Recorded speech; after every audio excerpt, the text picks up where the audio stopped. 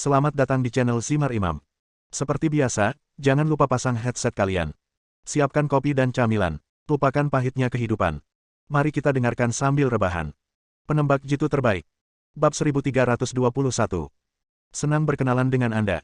Pak Tuama mengulurkan tangannya dengan gembira, tetapi saat tangannya hendak saling bersentuhan, ekspresinya tiba-tiba berubah. Baru saja, dia hanya memperhatikan tangan dua anggota suku bermata tiga dan mengabaikan mata mereka, atau lebih tepatnya, mata ketiga mereka. Mungkin kedua anggota suku bermata tiga itu mengulurkan tangan mereka hanya untuk membingungkan Pak Tuama. Mata ketiga mereka terbuka pada saat yang sama dan mengeluarkan cahaya cian. Pak Tuama telah menyerap kekuatan bayi monster bermata tiga dan sangat familiar dengan gerakan ini. Dia tahu bahwa lampu hijau memiliki efek mengganggu pikiran orang, jadi dia segera mundur setelah menyadarinya. Cepat. Pak Tuama telah menggunakan seluruh kekuatannya, tetapi begitu dia bergerak, dia sedikit bergoyang, merasa seolah-olah dia akan kehilangan kendali atas tubuhnya, dan hampir jatuh dari udara. Ketika Pak Tuama menstabilkan tubuhnya, dia tiba-tiba menemukan bahwa dua anggota suku bermata tiga di depannya telah menghilang. Sebelum dia bisa mencari mereka, punggungnya terasa seperti dipukul palu besar, dan tubuhnya terjatuh ke depan tak terkendali. Engah. Pak Tuama memuntahkan seteguk darah, dan pada saat yang sama menggunakan kekuatan pertahanan kura-kura tua itu untuk menghindari serangan fatal lainnya. Boom! Saat Pak Tuama jatuh ke tanah, dia melihat kilatan cahaya hijau dari sudut matanya. Salah satu anggota suku bermata tiga memegang garpu hijau di tangannya. Vitalitas di atas alam suci sangat kuat. Meski begitu, Pak Tuama masih hidup. Dia mengulurkan tangannya untuk menangkap anggota suku bermata tiga itu, meski jari-jarinya hanya menyentuh kaki orang lain. Anggota klan bermata tiga itu sepertinya memahami kemampuan Pak Tuama, dan melangkah mundur, tepat pada waktunya untuk menghindari tangan Pak Tuama. Pak Tuama sedikit putus asa. Dia dipaku ke tanah dengan garpu dan tidak bisa bergerak. Ini belum berakhir. Anggota suku bermata tiga lainnya yang pernah menyerang Pak Tuama sebelumnya terbang turun dari udara dan berubah menjadi bola cahaya biru dan menyerang Pak Tuama. Senjata di tangan anggota suku bermata tiga ini adalah pisau besar, dan dia langsung memotong kepala orang Tuama setelah jatuh ke tanah. Kemudian, anggota suku bermata tiga itu menembakkan bola cahaya biru ke kepala Pak Tuama, langsung mengubahnya menjadi tidak ada apa-apanya. Lian bersembunyi di balik batu yang jaraknya ratusan meter dan menyaksikan semua ini. Siapa sangka Pak Tuama ingin menghancurkan Tianzu dalam mengejar jalan, tapi akhirnya membunuhnya seketika begitu pengunjung luar angkasa itu muncul. Setelah membunuh Pak Tuama, kedua anggota suku bermata tiga itu tidak pergi. Salah satu dari mereka berlari menuju Tianzu, sepertinya dia ingin menghancurkan Tianzu sepenuhnya, tetapi yang lain tiba-tiba terbang menuju Lian. Sudah berakhir. Lian diam-diam berteriak, dia baru berada di alam suci tingkat kelima. Dia hampir mati di tangan lawan dalam pertempuran sebelumnya dengan Pak Tuama, tapi sekarang suku bermata tiga membunuh Pak Tuama dengan begitu mudah, dan dia tidak ada peluang menang di depan lawan. Berlari. Begitu pihak lain bergerak, Lian berbalik dan lari secepat mungkin, terlepas dari apakah pihak lain benar-benar memukulnya. Anggota suku bermata tiga di belakangnya menunjukkan cibiran di bibirnya, dan kecepatan terbangnya tiba-tiba menjadi 2 kali lipat, dan dia menyusul Lian dalam sekejap. Kesenjangan dalam kultivasi terlalu besar. Lian menghela nafas secara diam-diam, berbalik dan mengangkat tangannya untuk mengenai mata ketiga di dahi lawan. Dalam serangan ini, Lian menggunakan kekuatan langit berbintang, dan cahaya bintang bersinar di telapak tangannya. Anggota suku bermata tiga itu tidak menganggap serius serangan Lian pada awalnya, tetapi ketika mata ketiganya tertusuk cahaya bintang dan tidak bisa terbuka, ekspresinya berubah dan dia melayangkan telapak tangan dari udara. Terdengar suara, pop. Begitu telapak tangannya menyentuh udara, Lian terbang mundur dan segala sesuatu mulai dari telapak tangan hingga akar lengannya patah. Menahan rasa sakit di lengannya yang patah, Lian menggunakan kekuatan serangan lawan untuk mundur lagi dan menjauhkan dirinya dari anggota suku bermata tiga itu. Ini hanya terjadi dalam sekejap. Begitu jarak antara kedua belah pihak terbuka, anggota suku bermata tiga itu menyusul lagi, dan di saat yang sama, salib hijau di tangan mereka menusuk jantung Lian. Kapan? Cahaya keemasan menyala dan memblokir pukulan Lian. Cincin berlian. Lian menyadari bahwa cahaya keemasan itu sebenarnya adalah cincin hidung Raja Sapi Hitam, tapi itu hanya membantunya menahan serangan dan tidak benar-benar menyelesaikan krisis. Qingca memblokirnya di udara, lalu menyerang Lian dengan kecepatan lebih cepat. Hah! Pada saat kritis ini, Lian hanya merasakan pinggangnya menegang, dan kemudian sosoknya mundur dengan kecepatan yang mengkhawatirkan. Dia melihat ke bawah dan menemukan ada ikat pinggang di pinggangnya. Tidak banyak orang yang masih menggunakan ikat pinggang jenis ini, namun ia ingat ada satu orang yang kebetulan menggunakan ikat pinggang jenis ini, dan orang tersebut adalah Wu Liuqi. Identitas Wu Liuqi selalu misterius, dan dia masih menganggap Lian sebagai tuannya, yang mana sangat aneh. Dia menyelamatkan nyawa Lian ketika dia muncul lagi, seolah-olah dia telah mengikuti dan melindungi Lian. Sabuk itu jelas bukan barang biasa. Lian pernah melihat Wu Liuqi menggunakannya sebelumnya. Salah satu ujung ikat pinggang diikat ke tubuh Wu Liuqi, dan ujung lainnya dilempar keluar seperti lengan, membentur garpu hijau dengan suara, pop. Anggota suku bermata tiga yang memegang garpu hijau itu kemudian berputar 3 kali di udara sebelum berhenti. Terlihat bahwa kekuatan sabuk Wuliuki atau Wuliuki sendiri harus lebih tinggi daripada suku bermata tiga, jika tidak maka tidak akan mungkin dengan mudah membantu Lian menyelesaikan krisis tersebut. Gemuruh. Dengan serangan anggota suku bermata tiga lainnya, Tianzu mengalami kerusakan yang lebih parah, dan sepertinya akan runtuh sepenuhnya kapan saja. Lian terus terbang mundur tak terkendali, dan anggota suku bermata tiga yang baru saja mengejarnya tampak ragu-ragu, dan akhirnya menyerah dalam pengejaran dan berbalik untuk membantu teman-temannya. Panggilan. Setelah Lian melarikan diri dari alam rahasia tempat Tianzu berada, dia duduk di tanah, dan ikat pinggang yang diikatkan di pinggangnya terlepas dan terbang. 567. Lian melihat Wuliuki dengan rambut putih berdiri di depannya. Tuan, sudah lama tidak bertemu. Wuliuki berinisiatif untuk menyapa. Lian mengerutkan kening, dan Wuliuki membuat orang merasa tidak bisa melihat. Dia baru saja menakuti anggota suku bermata tiga, tapi berdiri di depannya, dia tampaknya tidak sekuat itu tingkat budidaya alam suci tingkat ketiga. Siapa kamu sebenarnya? Wuliuki memaksakan senyum dan berkata, itu hanyalah makhluk abadi. Melihat pihak lain tidak mau berbicara, Lian tidak memaksanya dan menanyakan pertanyaan berikutnya. Kenapa tidak menghentikan kedua monster bermata tiga itu? Wuliuki menghela nafas dan berkata, saya memang bisa membunuh kedua orang itu, tapi bagaimana jika saya membunuh mereka?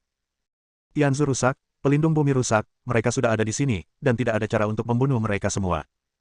Selain itu, dengan kemampuanku saat ini, aku bukanlah tandingan orang-orang itu meskipun aku ingin membunuh mereka. Ang Li ragu-ragu dan bertanya, kalau begitu kita tidak melakukan apapun dan membiarkan mereka menyerbu bumi dan mengubahnya menjadi api penyucian. Wuliuki tersenyum, menatap Lian dan berkata, Guru, ada beberapa hal yang tidak dapat saya lakukan, tetapi Anda dapat melakukannya. Apa artinya? Lian bingung. Bab 1322. Waktu terus berputar. Terus terang, itu berarti melakukan perjalanan melalui ruang dan waktu. Solusi Wuliuki adalah mengirim Lian kembali ke masa lalu, dan kemudian menemukan cara untuk menghentikan Patuama dan mengubah masa kini. Ang Li tidak asing lagi dalam melakukan perjalanan melalui ruang dan waktu. Dia pernah melakukan perjalanan melalui waktu sebelumnya, dan kemudian bertemu dengan orang-orang kristal maya, yang mengarah pada serangkaian petualangan. Sayangnya, Lian terjebak dalam kultivasinya saat itu. Jika hal serupa terjadi lagi dalam ruang dan waktu, bagaimana kita bisa menghentikan Patuama? Ini untukmu, ini bisa melindungimu sekali. Wuliuki menyerahkan ikat pinggang itu kepada Lian, lalu mengeluarkan botol giok seukuran ibu jari. Ini adalah pil kebangkitan. Selama kamu tidak mati, kamu bisa hidup setelah memakannya. Lian melihat ramuan dan ikat pinggangnya, menyimpannya dengan benar, dan kemudian bertanya, apakah Anda memiliki senjata ajaib yang memungkinkan saya membunuh langsung orang-orang kuat di atas alam suci? Wuliuki menggelengkan kepalanya dan berkata, tidak. Bahkan jika aku memilikinya, kamu tidak akan bisa menggunakannya dengan kemampuanmu saat ini. Setelah jeda sebentar, dia terus berbicara. Ingat, misiku adalah mengirimmu kembali ke masa lalu, dan apa yang kamu lakukan selanjutnya adalah urusanmu sendiri. Oke, aku akan beradaptasi. Lian menjawab. Kalau begitu, mari kita mulai. Saat Wuliuki berbicara, dia mengulurkan tangannya dan menggambar lingkaran di udara. Waktu dan ruang sepertinya terbagi. Ada dua dunia yang sangat berbeda di dalam dan di luar lingkaran. Beberapa gambar aneh muncul dan menghilang dalam kehampaan, memberikan perasaan ilusi kepada orang-orang. Masuklah dengan cepat. Perintah Wuliuki. Lian berdiri di sana tanpa bergerak. Dia ragu-ragu dan bertanya, saya punya pertanyaan. Jika saya membunuh Patuama, bagaimana saya bisa kembali? Wuliuki menjawab, secara teori, selama kamu membunuh Patuama, itu sama dengan mengubah masa depan, dan dunia yang kita tinggali sekarang juga akan lenyap. Apakah aku akan menghilang juga? Lian bertanya. Wuliuki menjawab, benar. Mengapa ini terdengar seperti pembunuhan diri? Lian tersenyum pahit. Berhenti bicara omong kosong dan cepatlah masuk. Pertanyaan terakhir, bagaimana jika misiku gagal? Lian bertanya. Kamu akan tahu kapan waktunya tiba. Wuliuki mengulurkan tangan dan mendorong Lian ke belakang, lalu Lian berlari ke dalam lingkaran. Gemuruh. Langit tertutup awan gelap dan terjadilah kilat dan guntur, seolah-olah ini adalah akhir dunia. Lian tergantung di udara dan melihat sekeliling, dan menemukan ada yang salah dengan siklus ruang dan waktu Wuliuki. Sepertinya saya tidak berada di Kunlun. Kunlun adalah gunung yang terus-menerus, tetapi di depan Anda ada lautan tak berujung dan pulau-pulau kecil yang tak terhitung jumlahnya. Di mana saya? Tugas pertama Ang Li adalah mencari tahu posisi dan titik waktunya saat ini. Setelah mengamati sejenak, Lian menemukan bahwa guntur dan kilat di langit semuanya menuju ke satu tempat. Menurut pengalaman, entah harta suci digali di sana atau orang kuat menerobos dan menyebabkan fenomena aneh di dunia. Mungkinkah seseorang sedang mencoba menerobos ke alam suci? Lian diam-diam ketakutan dan terbang menuju tempat petir menyambar. Beberapa saat kemudian, Ang Li berhenti di sebuah pulau kecil karena dia melihat seekor kura-kura raksasa bersembunyi di balik gunung di pulau itu, dan seorang pria berotot berdiri di atasnya. Kura-kura tua, King Kong. Memikirkan kura-kura tua yang sekarat untuk menyelamatkan dirinya sendiri, Lian merasa hangat di hatinya, jadi dia mendarat dan menyapa. Saudaraku, kenapa kamu ada di sini? King Kong bertanya dengan gembira. Kura-kura tua itu melihat sekeliling dengan sedikit khawatir dan merendahkan suaranya dan berkata, cepat sembunyikan dirimu. Akan buruk jika Raja Binatang lain melihatmu. Lian tahu apa yang mereka khawatirkan. Dia telah diusir dari segitiga iblis sebelumnya. Jika dia ditemukan oleh Raja Binatang buas lainnya, itu berarti dia akan berada dalam bahaya besar untuk menyelamatkan diri mereka sendiri. Di saat yang sama, Lian juga mengetahui keberadaannya. Segitiga setan. Selain itu, penglihatan langit dan bumi di hadapanku memang berada di luar alam suci, dan hanya ada satu orang di segitiga iblis yang bisa melakukan ini, Loli. Tunggu. Saudaraku, kamu tampaknya telah menembus alam suci tingkat kelima. Ya Tuhan, bagaimana kultivasimu bisa meningkat begitu cepat? King Kong memandang Lian dengan tidak percaya.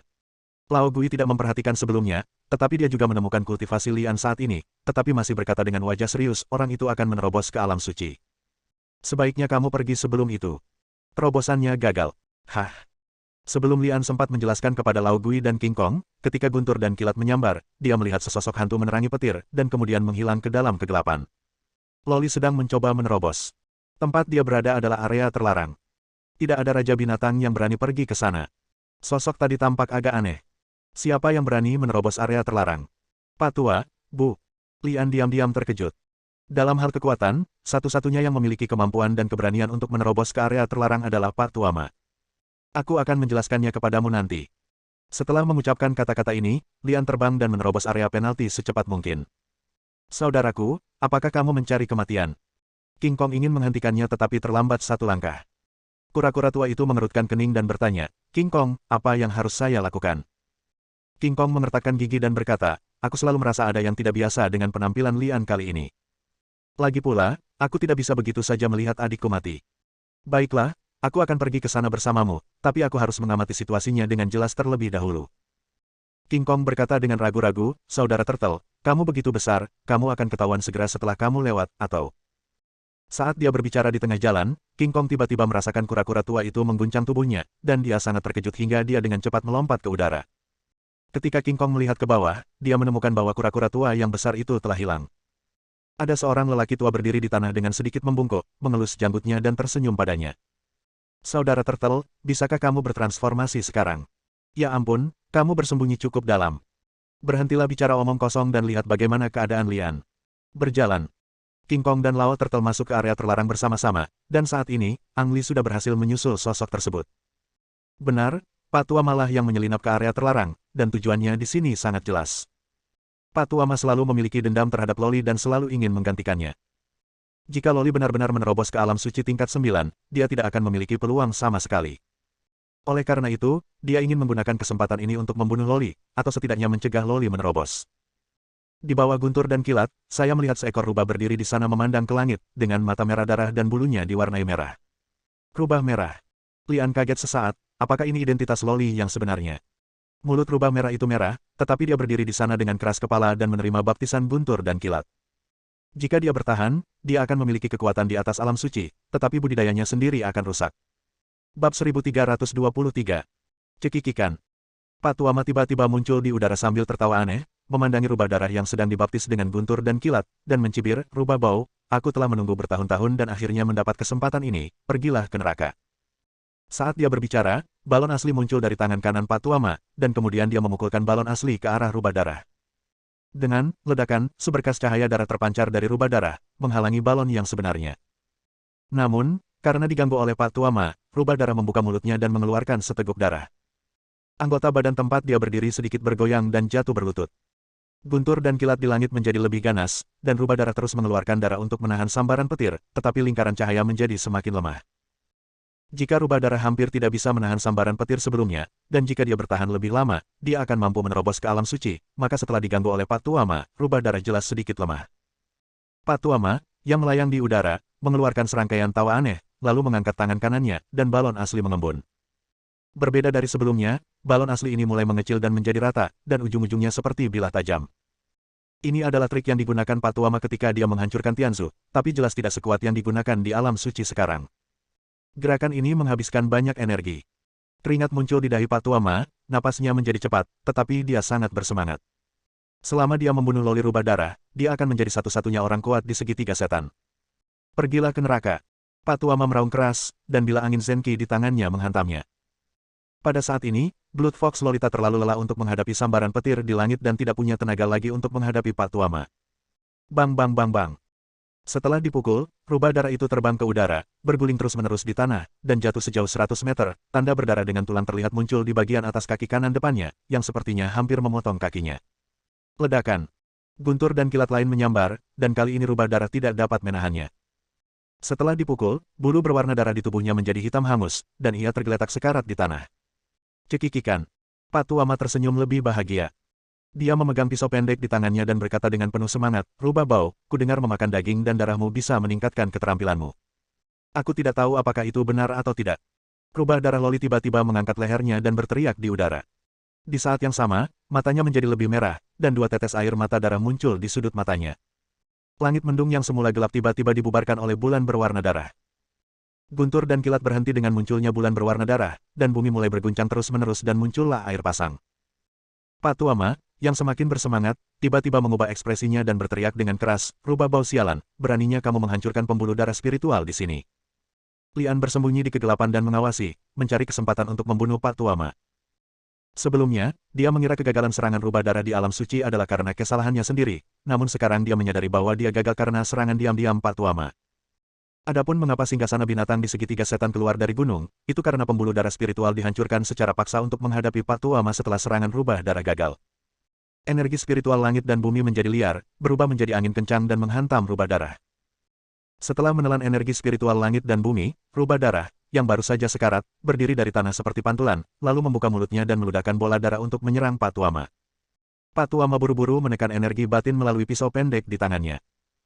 Jika tidak ada dua serangan sebelumnya, Pak Tuama mungkin bisa menahan pukulan ini, tapi dia baru saja menghabiskan terlalu banyak energi dan sedikit tidak berdaya menghadapi serangan balik kuat rubah berdarah sebelum dia mati. Dengan ledakan, Pak Tuama terbang ke tempat yang lebih tinggi, tetapi napasnya tampak jauh lebih lemah, dan dia menatap rubah darah dengan tatapan marah. Melihat satu pukulan gagal membunuh Pak Tuama, rubah darah sepertinya tidak terburu-buru. Tubuhnya tiba-tiba membengkak karena nutrisi energi spiritual, dan ekornya juga bercabang, dari 1 menjadi 9. Rubah darah berekor 9. Rubah darah menyebabkan mutasi setelah secara paksa menghancurkan dan menyerap energi spiritual langit dan bumi. Jika hanya ada sedikit perbedaan antara dia dan mereka yang berada di atas alam suci sebelumnya, maka sekarang dia setara dengan memiliki kekuatan di atas alam suci. Sayangnya kekuatan tersebut hanya bersifat sementara, dengan hilangnya energi spiritual langit dan bumi, maka kekuatan dalam tubuhnya pun ikut hilang. Di saat yang sama, kekuatan sekuat itu tidak dapat diserap secara langsung olehnya, dan itu merusak organ dalamnya. Jurus ini bisa dikatakan membunuh 1000 musuh dan melukai 800 musuh. Sepertinya dia berencana mati bersama Pak Tuama. Sialan rubah, aku ingin melihat berapa lama kamu bisa bertahan. Pak Tuama tangguh di mulutnya, tapi hatinya ketakutan. Dia melemparkan pedang pendek di tangannya ke arah rubah darah berekor 9, tapi lelaki itu berbalik dan mencoba melarikan diri. Ledakan. Ada guntur, dan begitu Pak Tuama berbalik, dia melihat anak panah yang terbungkus guntur dan kilat datang ke arahnya. Lianlah yang diam-diam menunggu kesempatan untuk mengambil tindakan. Pak Tuama tidak menyangka ada seseorang yang bersembunyi di balik rahasia itu dan dia memiliki keberanian untuk menyerangnya secara diam-diam. Dalam kepanikan, dia dengan paksa mengerahkan energi batinnya untuk mempertahankan diri dari serangan itu. Dengan ledakan, panah petir langsung menembus pertahanan Pak Tuama. Mati. Lian tahu bahwa ada sub panah yang tersembunyi di dalam panah petir. Dalam situasi ini, Pak Tuama tidak punya cara untuk menghindarinya bahkan jika dia tidak mati, dia akan terluka parah. Pada saat ini, sosok Pak Tuama tiba-tiba bergetar, dan seekor kuda tua berbulu putih terbang keluar dari tubuh Pak Tuama. Kembaran. Diriku yang sebenarnya. Dengan ledakan, Pak Tuama hancur, tetapi kudanya lolos dari serangan panah petir. Dirindukan. Lian merasa tertekan. Sebelum dia bisa mengingat panah guntur, dia melihat kuda itu datang ke arahnya. Tujuan kedatangan Pak Tuama sangat jelas. Dia ingin membunuh Lian yang menyelinap ke arahnya sebelum pergi. Brengsek. Lian mengutuk secara diam-diam. Meskipun Pak Tuama terluka sekarang, lawannya berada di alam suci tingkat 9, jadi tidak ada peluang untuk menang dalam tabrakan langsung dengan Lian. Loli, yang telah bermutasi menjadi rubah darah berekor 9, tiba-tiba mengangkat kaki depannya dan menggaruk di udara. Dia melihat kuda yang menyerang itu tiba-tiba meringkik secara tragis, dan beberapa bekas darah muncul di pantat kudanya itu melompat. Bangun dan lari ke arah lain. Jangan lari. Lian mencabut panah petir dan bersiap untuk mengejar, tapi begitu dia bergerak, dia berhenti lagi. Tiba-tiba ia melihat sebuah pemandangan.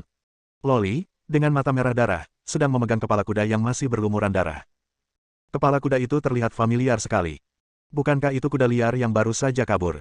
Apa artinya? Apakah Patuama mati di tangan Blood Fox Lolita? Lian terkejut sesaat. Kemampuannya untuk memprediksi situasi seharusnya tidak salah. Terlebih lagi, dengan ledakan, rubah darah berekor 9 jatuh ke tanah, dan 9 ekor itu mulai menghilang secara bertahap menjadi satu. Sayangnya, selamatkan rubahnya dulu. Bab 1324. Rubah darah hampir tidak bisa membuka matanya. Ketika dia melihat Lian mendekat, dia secara naluriah mundur, dengan sedikit kegelisahan di matanya. Lian tidak berkata apa-apa, dia hanya mengeluarkan pil yang diberikan oleh Wu Liuqi dan memasukkannya ke dalam mulut rubah darah, lalu menggunakan energi aslinya untuk memaksanya turun. Setelah meminum ramuan tersebut, kulit rubah darah membaik secara signifikan, tetapi dia masih tidak bisa bangun sambil berbaring di tanah. Tepat ketika Lian curiga bahwa pil yang diberikan oleh Wu Liuqi tidak ada gunanya bagi rubah darah, rubah licik itu tiba-tiba melemparkan Lian ke tanah dengan cakarnya yang tajam mencapai tenggorokan Lian. Menurutku orang yang harus kamu bunuh adalah Patuama, bukan aku. Lian berkata dengan tenang saat menghadapi bahaya. Rubah darah mengangkat matanya dan melihat ke arah mana Patuama melarikan diri, dan bertanya, mengapa kamu ingin menyelamatkanku? Karena Patuama. Kamu ingin membunuhnya, dan aku juga ingin membunuhnya. Dia harus mati. Aku pasti akan membunuh orang tua itu. Sekarang beri aku alasan untuk tidak membunuhmu, kata Blood Fox dengan dingin. Lian tersenyum dan berkata, aku baru saja menyelamatkanmu, apakah ini termasuk alasan? Rubah darah ragu-ragu sejenak, lalu perlahan menjauhkan cakar tajamnya dari tenggorokan Lian. Lian bangkit dari tanah dan bertanya, haruskah kita pergi sekarang? Rubah darah berkata dengan wajah berat, ramuanmu memang memiliki efek ajaib, tapi aku tidak bisa mengalahkan lelaki tua itu begitu saja. Tolong beri aku waktu, aku ingin istirahat, sekarang kamu harus melindungiku. Lian mengerti apa maksud rubah darah. Gerakan di sini pasti akan menarik perhatian Raja Binatang lainnya. Mungkin Raja Binatang Buas lainnya tidak ingin membunuh rubah darah seperti Patuama, tetapi jika ada kesempatan ini, maka Raja Binatang Buas lainnya tidak keberatan untuk mencobanya. Rubah darah kembali ke gua, sementara Lian berdiri di atas gua sambil memegang busur. Benar saja, tidak butuh waktu lama sampai Beast King muncul. Kalian harus tahu kalau sebelumnya, area di mana rubah darah berada adalah area terlarang, dan tidak ada Raja Binatang yang bisa datang ke sini. Bahkan sekarang, Raja Binatang Buas mengawasi dari luar pulau, dan tidak ada yang berani pergi ke pulau itu. Tepat ketika Raja Binatang ragu apakah akan mendarat di pulau itu, suara seorang gadis terdengar, kamu sangat berani, kamu berani menerobos wilayahku. Manusia, tidak peduli siapa mereka, akan dibunuh segera setelah mereka mendarat di pulau itu. Pulau itu. Dimengerti. Lian mengangguk dan dengan sengaja mengangkat busur guntur untuk mengeluarkan suara yang menggelegar. Piton raksasa muncul dari air. Datang untuk memberimu hadiah. Loli rubah darah tidak berbicara. Lian mencibir, oke, ayo. Ular piton raksasa itu menatap Lian dengan ekspresi mematikan di wajahnya, tapi dia tidak berani menginjakkan kaki di pulau itu. Sebaliknya, dia membuka mulutnya dan mengeluarkan manik untuk mengirim Ki ke pulau itu, dan berkata, Tuan Rubah Darah, kuharap kau mendapat terobosan. Saat kau mencapai alam suci, aku akan memberimu pil ini. Aku akan pergi sekarang. Setelah itu, ular piton raksasa itu kembali menghilang ke dalam air. Raja binatang lainnya datang ke sini untuk mencari tahu kebenarannya, tetapi mereka tidak yakin apakah Rubah Darah Loli benar-benar telah menerobos ke alam suci. Namun, dengan Lian yang menjaga di sana, tidak ada Raja Binatang yang mau melangkah maju dan mencobanya. Tapi pasti ada alasan untuk pergi, bukan? Jadi mereka memberikan hadiah satu persatu dan pergi dengan dalih tidak akan mengganggu King Xiu milik Blood Fox Loli. Ini benar-benar membuang-buang uang. 1 jam kemudian, Loli Rubah Darah keluar dari gua. Meskipun dia belum kembali ke kondisi puncaknya, tidak sulit untuk membunuh Patuama dengan kekuatannya saat ini. Dia mengganti pakaiannya dan tampak seperti gadis tetangga. Ayo pergi. Blood Fox Loli tidak melihat ke arah Lian dan hanya memesan dengan ringan. Sial, apakah kamu menganggapku sebagai pengikutmu? Lian menertawakan dirinya sendiri, menyusul Loli Rubah Darah dan berkata, namaku Lian. Kamu memanggilku apa? Rubah Darah tidak mengatakan apa-apa. Dia adalah seekor rubah. Tidak ada yang pernah menanyakan namanya, dan tidak ada yang berani. Ketika Lian melihat dia diam, dia berkata, ayo lakukan ini. Aku akan memanggilmu Hong Hong mulai sekarang. Merah. Mata Rubah Darah memerah, dan niat membunuh keluar dari tubuhnya. Apa nama ini? Lian baru saja menyebutkan nama orang tersebut berdasarkan warna tubuhnya, dan itu juga sedikit bercanda. Hong Hong berjalan ke tepi pantai dan berhenti sejenak. Dia melirik tumpukan produk Inggris di tepi pantai dan mendengus dengan nada menghina. Ambil apapun yang kamu mau. Kalau begitu, selamat datang. Lian telah lama tertarik pada beberapa item di antara upeti yang berguna untuk budidayanya. Dia pertama-tama mengambil beberapa item yang tidak berhubungan, dan kemudian mengumpulkan item tersebut. Hong Hong melambaikan tangannya, dan segala sesuatu lainnya tersapu ke dalam air laut. Lian tiba-tiba merasa sedikit menyesal, kenapa dia tidak mendapatkan lebih banyak. Cobalah ikuti aku. Hong Hong terbang dan berubah menjadi lampu merah dan terbang menuju pulau tempat Pak Tua Ma berada. Tingkat kultivasi Lian saat ini tidak bisa mengimbangi kecepatan Hong Hong, tapi tidak boleh ketinggalan jauh. Sesaat kemudian, Lian menyusul Hong Hong yang tergantung di sebuah pulau kecil. Orang tua itu melarikan diri, kata Hong Hong. Lian secara alami tahu bahwa Pak Tua Ma tidak ada di sini dan membuang-buang waktu lama. Selama dia bukan idiot, Pak Tua Ma dengan sendirinya akan memilih untuk melarikan diri. Pada saat yang sama, pemandangan yang dilihat Lian bukan di sini, tetapi di tanah suci Kunlun Yaoqi. Pernahkah kamu mendengar tentang Kunlun? Lin Yan bertanya dengan santai. Hong Hong menoleh untuk melihat Lian tanpa mengucapkan sepatah kata pun. Lian melanjutkan, saya mendengar bahwa akan ada peluang besar di Kunlun. Anda harus mencobanya. Mungkin Anda bisa menerobos ke alam suci. Selain itu, saya kira Pak Tua Ma juga akan pergi ke sana. Begitu dia selesai berbicara, Lian tiba-tiba menjadi waspada. Pantas saja Loli meninggalkan segitiga iblis dan menuju Kunlun bersama para raja binatang buas. Kunlun. Gumam Hong Hong, matanya tiba-tiba bersinar merah, dan dia menamparkan pulau itu di udara. Dalam sekejap, seluruh pulau diselimuti cahaya merah, disusul guntur, dan pulau itu perlahan tenggelam ke dasar air. Apakah ini puncak alam suci tingkat 9, sangat dekat dengan kekuatan di atas alam suci. Satu serangan telapak tangan bisa menenggelamkan sebuah pulau. Lian telah melihat pertarungan antara Hong Hong dan bayi monster bermata tiga, tapi dia masih sedikit terkejut melihatnya menenggelamkan sebuah pulau dengan telapak tangan biasa. Panggilan. Setelah Hong Hong menenggelamkan pulau itu, dia menghilang di depan Lian dalam sekejap. Bahkan tidak menyapa, itu sangat tidak sopan. Lian bergumam di dalam hatinya. Saat dia hendak mengejar Loli, dia tiba-tiba melihat kilatan cahaya di kehampaan, dan lingkaran seperti lubang hitam muncul di depan matanya memaksa. Bersambung.